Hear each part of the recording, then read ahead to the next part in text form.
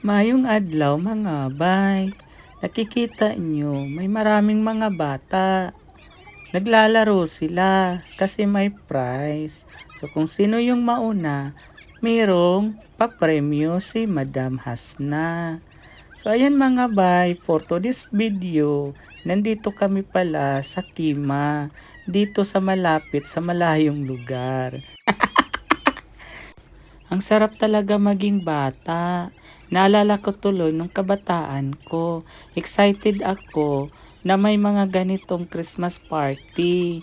Kasi maraming mga palaro at maraming mga papremyo. Sa simpleng regalo, ang saya mo na kapag nakatanggap ka. Alam ko mga bay, nakarelate ka nito. At isa pa na hindi ko makalimutan nung kabataan ko, hindi talaga mawawala yung exchange gift.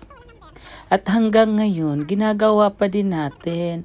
Parang tradisyon na natin ito mga bay. At habang nag-a-announce si Madam, ayan, iikot-ikot muna natin yung camera para makita ninyo ang lugar. Napakalamig dito mga bay. O ayan, ang saya-saya na nila. Kasi bago kami mag-exchange gift, ayan, mag-picture-picture muna kaming lahat. Nag-uumpisa na nga yung exchange gift namin. So tinatawag na nila yung mga number na nabunot namin. Ang saya-saya nito kasi may mga regalong malaki, may mga regalong maliit. So depende na lang yan sa nabunot mo. Yan, ang saya-saya ni Daddy Jenner kasi ang nabunot niyang regalo ay galing kay Madam Safa. Ano kaya yon? Tapos, ang nakakatuwa pa mga bay, yung mga nabunot nila ay sila-sila lang din, magkakasama. Ha ha ha, ang saya. At isa pang nakakatuwa mga bay, yung nabunot ko ay number 2. Hindi ko alam, sa kasama ko pala din yun. Ang saklap pa, pambabae. Anong gagawin ko? Mag-dress na lang ako.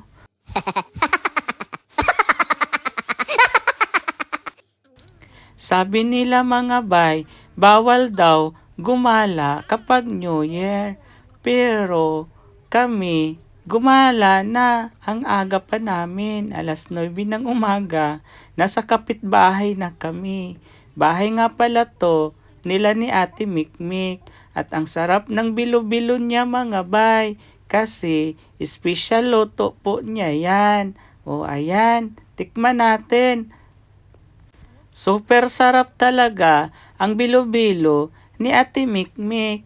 Kaya busog na busog kami niyan mga bay. Tapos niyan, nag-request kami ng coffee. Kasi masarap ang coffee sa umaga. Bahala na ang acidic natin mga bay. Tataas na naman.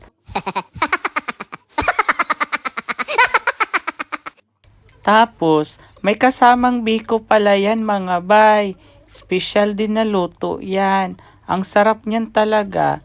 So, dito sa video na to mga bay, hindi kami nauwi kasi nag-aantay pa kami ng paniod to. O, mauna ang among sudan mga bay.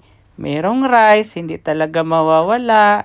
Merong gambas, may shrimp, meron ding pininyahan na manok. At isa pang napaka masarap mga bay, hindi ko na i-mention. Alam nyo na yan, nakita nyo na sa video.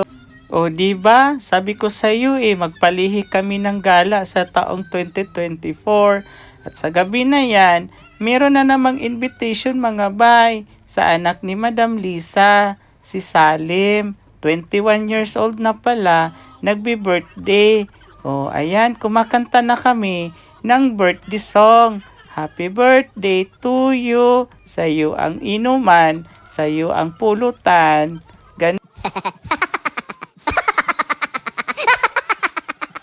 Yan, walang katapusang gala sa taong 2024 mga bay. In fairness, buong araw po kami nasa labas niyan. At yan po, nagtatapos ang aking mini vlog. Sana na-enjoy kayo mga bay at inyong mapanood itong video na to. Huwag po kalimutan mag-like, mag-share at mag-follow.